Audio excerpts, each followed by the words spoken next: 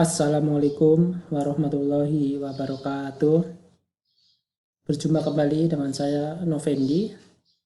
Pada pertemuan kali ini kita akan membahas tentang merger, akuisisi, dan konsolidasi. Adapun pokok bahasan yang akan kita bahas pada pertemuan kali ini, yang pertama perbedaan merger, akuisisi, dan konsolidasi. Yang kedua contohnya. Yang ketiga kelebihan. Dan yang keempat analisa kasus. Langsung saja yang pertama, perbedaan merger, akuisisi, dan konsolidasi. Merger itu kombinasi ya.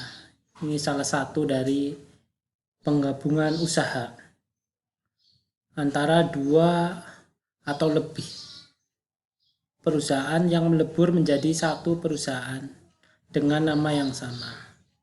Bedanya kalau akuisisi itu perusahaan satu mengambil alih perusahaan lain yang kemudian dijadikan anak perusahaan.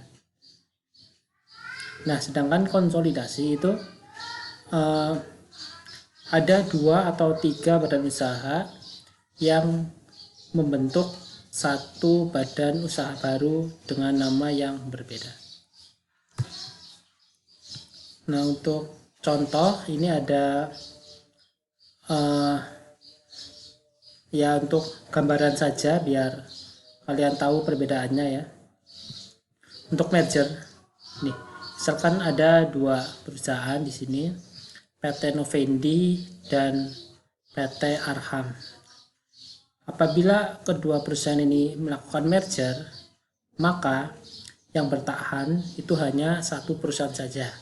Bisa PT Novendi atau PT Arham dengan nama yang sama.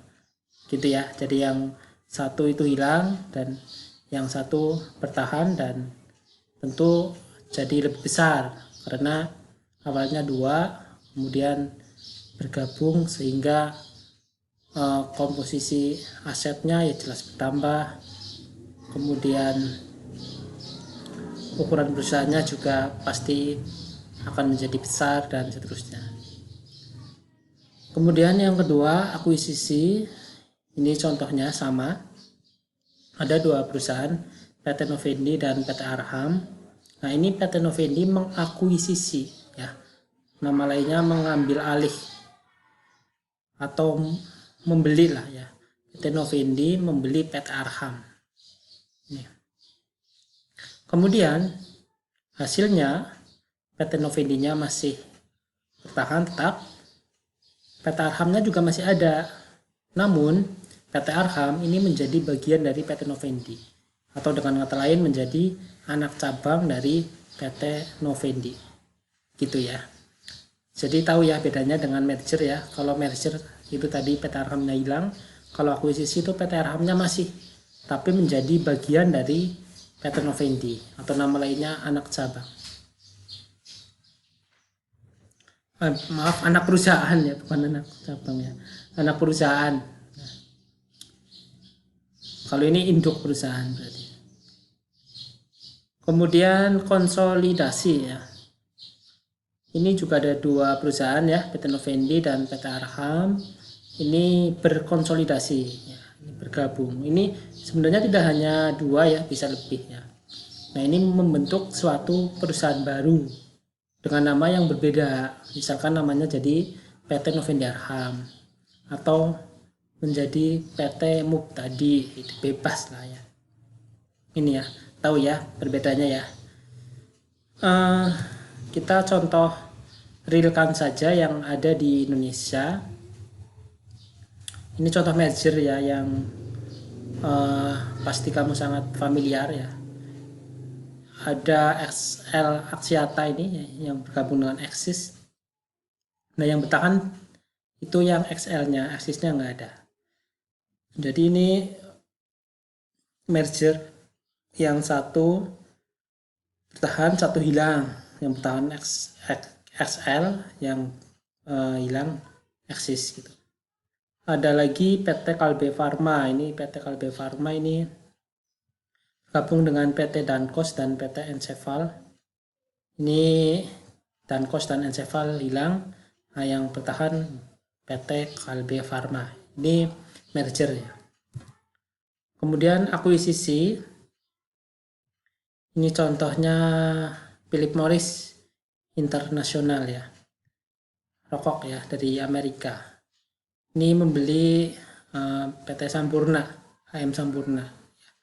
Kalau kita gambarkan ya bisa seperti ini, bisa seperti ini, apa saja. Jadi akuisisi biasanya didahului dengan merger karena akuisisi merupakan salah satu jenis merger.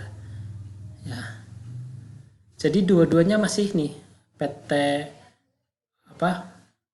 Philip Morrisnya masih, Sampurnanya juga masih, hanya saja Sampurna menjadi bagian dari Philip Morris gitu. Ini contoh akuisisi.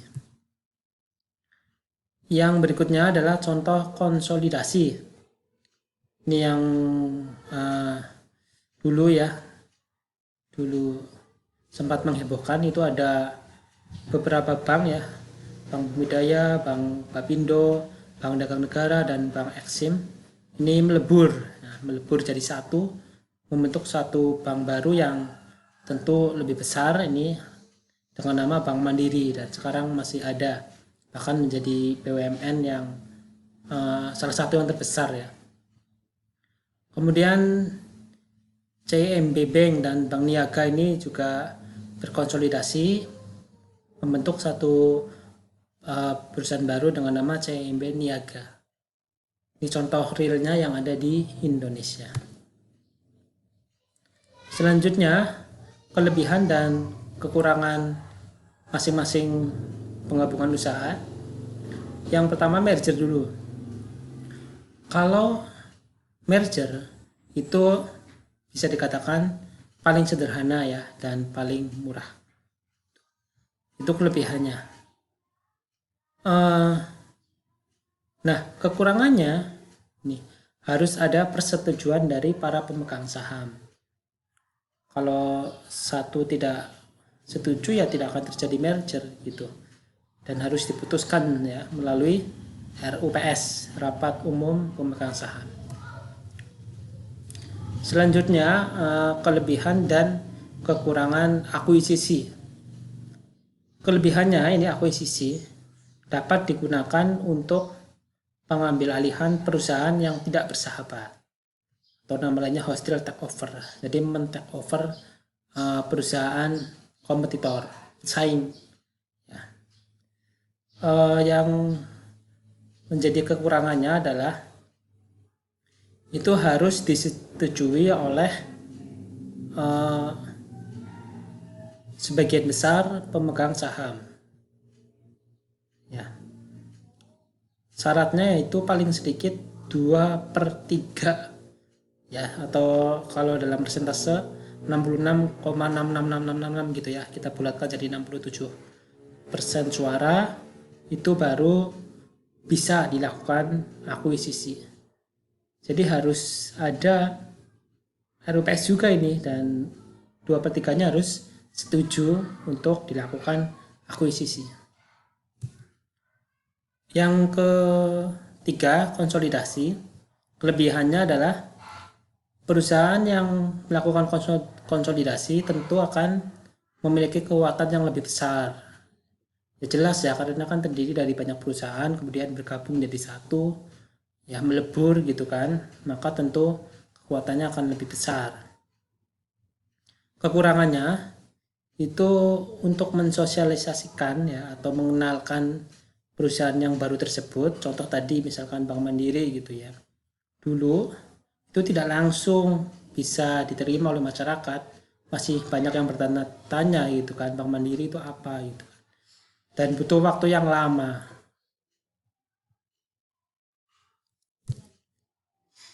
Selanjutnya ya, jadi untuk analisa kasus ya, kita tidak hitung-hitungan ya, cukup menganalisa saja. Ini saya ambilkan salah satu kasus dari PT Kalbe Farma ya. Ini saya ambil dari buku ya, judulnya Merger dan Akuisisi. Itu akan saya share ke kalian. Itu itu banyak kasus-kasus, tidak hanya di Indonesia tapi di luar negeri juga itu banyak kasus merger dan akuisisi, ada yang berhasil, ada yang tidak, itu nanti bisa dibaca. Ya jangan eman sama kuota ya kalau untuk ilmu. Lihat MB-nya besar ya, misalkan 20 MB itu takut dulu gitu ya.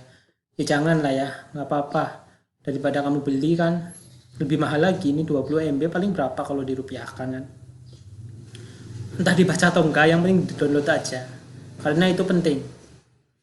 Kapan lagi ya kita bisa dapat e-book ya secara free, gratis ya. Kalau dulu mau nggak mau kita harus beli bukunya. Kalau sekarang cukup download aja di internet banyak. Ini ya langsung saja, ini saya ambil satu kasus di Indonesia. PT Kalbe Farma itu dulu pernah mengalami krisis tahun 98. Kemudian dilakukan restrukturisasi keuangan, bangkit kembali ya. Dulu sudah pernah saya sampaikan di pertemuan sebelumnya mengenai restrukturisasi keuangan untuk menyehatkan kembali keuangan perusahaannya.